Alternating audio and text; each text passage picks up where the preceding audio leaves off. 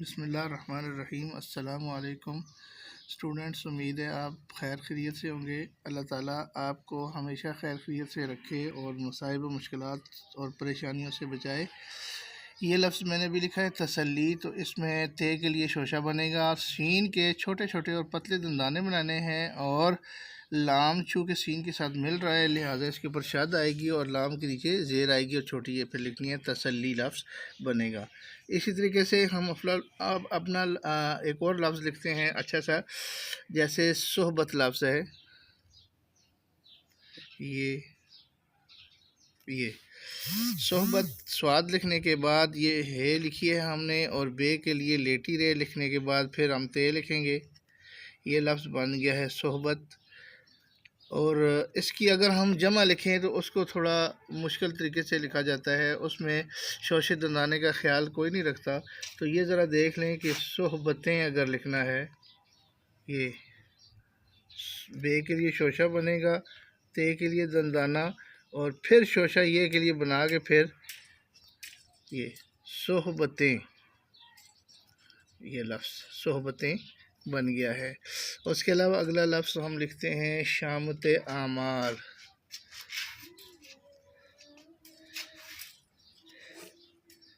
ये मीम बनेगी, ये लेटी रे तेज के साथ लिखेंगे, नीचे ज़ेर है और आमाल आइन के बाद मीम अलिफ मा लाम साकिन आमाल, शामत आमाल हो गया। आगे हम लफ्ज़ लिखते हैं खुदा न खास्ता। खुदा न खास्ता ही तेहिता, खुदा न खास्ता। अगला लफ्ज़ लिखते हैं नौबत। नो जिस तरह मैंने आपको बताया था ये मद की तरह लिख के इसके नीचे ते लिखी जाती है, ये नौबत बनेगा। आगे लफ्ज़ है मसाहिब। मसाहिब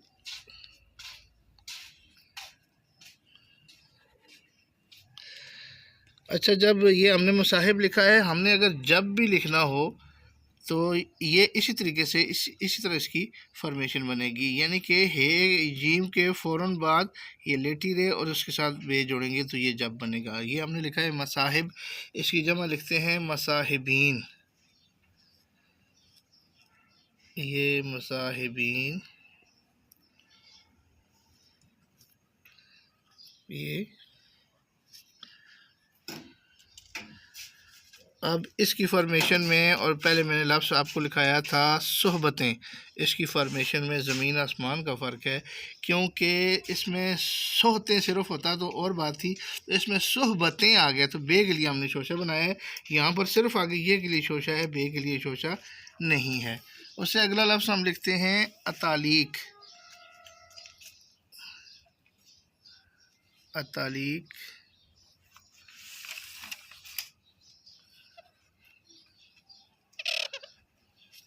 ये अतालीक उस्ताद को कहते हैं। और अगला लफ्ज़ हम लिखते हैं शेरवानी। शीन के पूरे 3 दंदाने डालने के बाद फिर ये शीन के पूरे 3 दंदाने डालने के बाद फिर आगे ये शेर लिख के फिर वानी आगे लिख रहे हैं, वाह नून छोटी है नहीं। और अगर हमने फ़र्ज़ करें कि शीन के बाद ये नहीं लिखी, शर पसंद लफ्ज़ लिख देते हैं, तो उसका तरीक़ाकार क्या है, ये उसमें फिर तीसरा दंदाना आप नहीं बनाएंगे, आगे फिर स्लाइड बन जाएगी। या शर्मिंदा लिख देते हैं,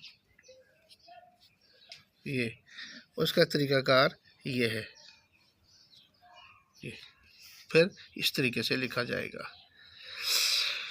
अब उससे अगला लफ्ज़ देखते हैं कि क्या लिखना चाहिए हमें। हम लिखते हैं चबूतरा।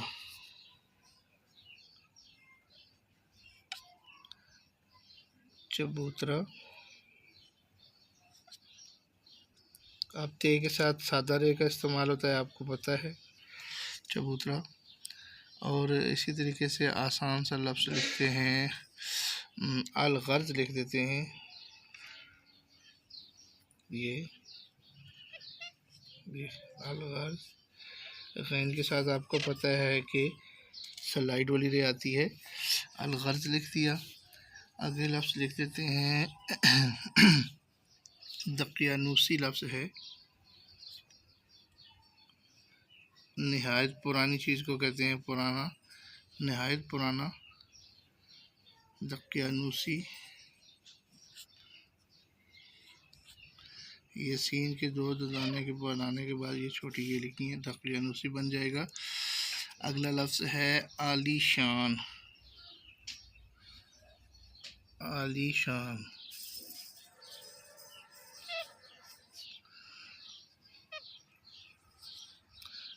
अच्छा, एक तो आलीशान हमने ये लिखा है अलहदा से, आली लाम ये अलहदा से लिखी है, और एक जोड़ कर भी लिखते हैं लफ्ज़। जैसे मैं आपको बताने लगा हूँ कि आलीशान, ये लाम के लिए ये शोशा बनेगा ऊपर, फिर शीन के 3 बना के फिर ऊपर अलिफ लिखनी है।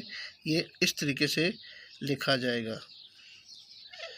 इन दोनों की देखें कि फॉर्मेशन में कितना फ़र्क है। किताबों में आलीशान इस तरह भी लिखा होता है और इस तरीके से भी लिख देते हैं। पुरतकल्लुफ़ लिखते हैं लफ्ज़। आपको पता है कि पे के साथ जब रे लिखेंगे तो सादा रे लिखेंगे, और तकल्लुफ़ ये पुरतकल्लुफ़,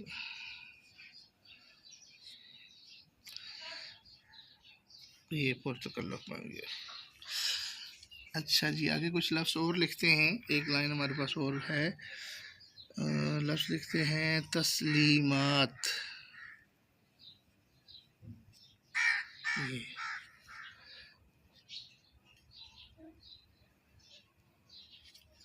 तस्लीमात जितना सीधा और एक दूसरे से थोड़ा दूर करके लिखेंगे उतना ही प्यारा लिखा जाएगा।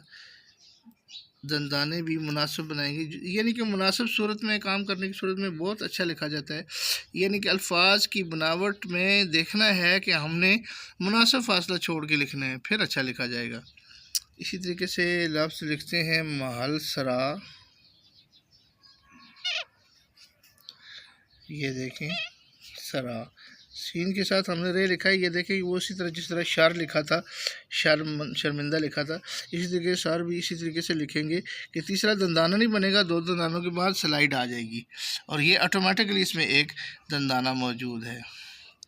आगे है घुटनों पर झुकना। जैसे हम झुकते हैं नमाज के दौरान, तो टे के लिए जो है वो शोशा बनेगा ये, और नून के लिए दंदाना।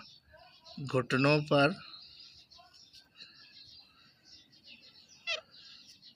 झुकना, और झुकना में ये देखें हे,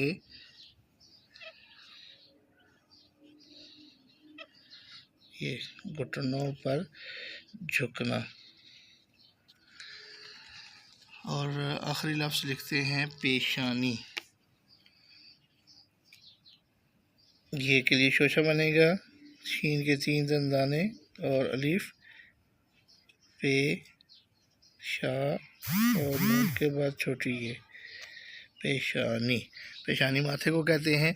उम्मीद है कि आपको इसका लिखने का तरीका बेहतरीन आ गया होगा, हर लफ्ज़ की आसानी से समझ आ गई होगी। बहुत ही प्यारे प्यारे लफ्ज़ मैं आपको लिखवा रहा हूँ। मेरी कोशिश होती है कि 8th 9th और 10th की जो उर्दू है उसके हिसाब से आपको उर्दू के अल्फाज लिखाए जाएं, ताकि जो बच्चे बोर्ड के पेपर्स वगैरह देते हैं या बोर्ड की तैयारी वगैरह करते हैं उनकी प्रेजेंटेशन अच्छी हो, उनको बेहतरीन लिखना आ जाए, और उनको ये जो मुश्किल अल्फाज हैं वो बेहतरीन लिखने आ जाएं। उम्मीद है कि आज का सबक आपको पसंद आया होगा, और अल्लाह ताला ने चाहा तो इंशाअल्लाह आइंदा भी मैं आपके लिए इसी तरह अच्छे अच्छे अल्फाज लेके आता रहूँगा और आपको बताता रहूँगा, सिखाता रहूँगा। शेयर किया करें, देखा करें, पूरी वीडियो को देखा करें, चेक किया करें और हर लफ्ज़ की जो फॉर्मेशन है यानी बनावट है उसको समझा करें, अपने दोस्तों को भेजा करें, शेयर किया करें और चैनल को सब्सक्राइब लाजमी किया करें ताकि जो भी मैं वीडियो बनाऊं आप तक लाजमी पहुंचा करे और इस चीज़ से आप ख़ुद भी फ़ायदा उठाएं और दोस्तों को भी इससे मुस्तफ़ीद करें। उम्मीद है कि आपको इस सबक से बहुत कुछ आपने सीखा होगा और आपको बहुत फ़ायदा हुआ होगा। अल्लाह हाफ़िज़। अस्सलामु अलैकुम।